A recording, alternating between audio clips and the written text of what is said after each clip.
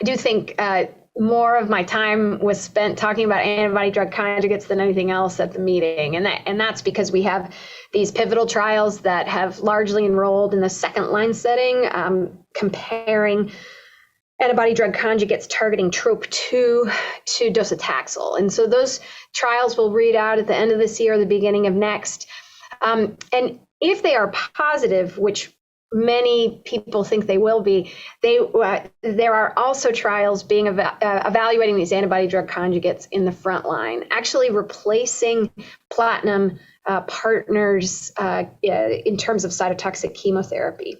There's talk about immunogenetic synergy using an antibody-drug conjugate and a PD-1 inhibitor. And so that's interesting, will need to be followed up, and whether that's a strategy for patients that are PD-L1 high, or if that's a strategy for patients that have low levels of PD-L1 expression in combination with platinum, we'll see.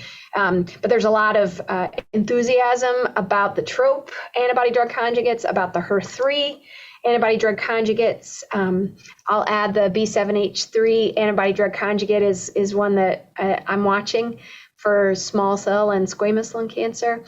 And I'm sure that there are many others in development. So that after being behind in that area for several years relative to our breast cancer colleagues, for example, it appears that we are joining that development space.